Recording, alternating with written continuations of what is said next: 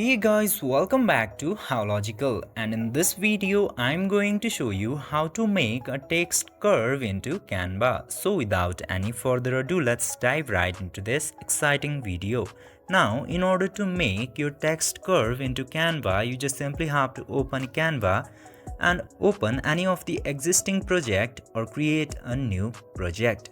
Then after that you just simply have to go into this text section after coming into here and select any of the text that you would like to curve. I'm selecting this text into here, and then let me change the color pretty much because it's blending with the background color.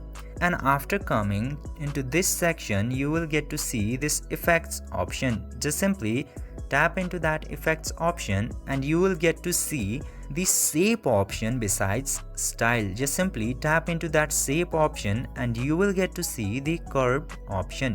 Just simply tap into curve and your text will be curved into Canva. This way you can easily curve your text from Canva. I hope this video was helpful for you. If yes, don't forget to like, share and subscribe to the channel to never miss another update. Thank you for watching the video.